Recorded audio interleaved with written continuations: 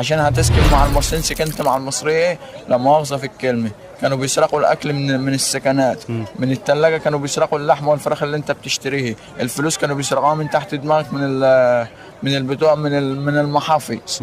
بص كل حاجه كانوا بيعملوها لا مؤاخذه، الهدوم كانوا بيسرقوها، بتشتري الهدوم جديده بيسرقوها من قلب السكن. ازيك يا نجم، عامل ايه؟ والله تمام الحمد لله. كله تمام الحمد لله. الحمد لله. انت منين من مصر؟ محافظه كفر الشيخ، مركز نطوبس، قريه برج موريس. احسن ناس. قول لي بقى يا معلم، انت جيت ايطاليا ازاي؟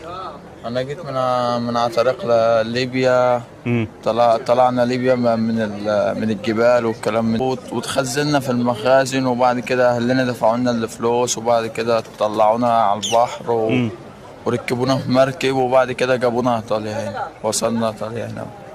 انت دفعت كام عشان تيجي ايطاليا؟ انا دافع 300,000. ايه اللي انت شفته من اول ما طلعت من مصر لحد ما وصلت ايطاليا على البحر بقى؟ الحاجات اللي انت قابلتها صعبه يعني؟ هو بصراحة الطريق كله صعب. احكي لنا. طيب احكي لنا يعني ايه اللي انت شفته، ايه يعني ايه المخاطره اللي انت شفتها والحاجات اللي اول مره تشوفها في حياتك؟ حاجات اللي أول مرة أشوفها في حياتي، التعذيب في المخازن اللي احنا بنتخزن فيه. مين اللي بيعذبوكم؟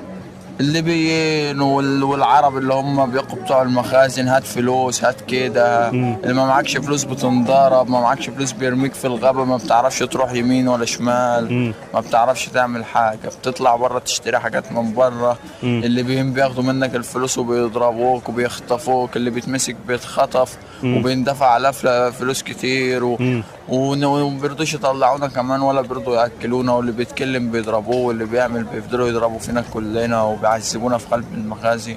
ولما بنطلع برضه بيعذبونا واحنا على البحر لحد ما نركب المركب. يعني ان لقينا واحد حلو يبقى هو سواق المركب لحد ما بيوصلنا طريق، هو ده اللي بيبقى كويس معانا، حتى عشان هو بيبقى معانا على المركب وبيبقى جايب لنا حتى اكل وكده. اما في المخازن ولا في اكل كويس ولا في اي حاجه كويسه، واهانات وتعذيب وكلام من ده.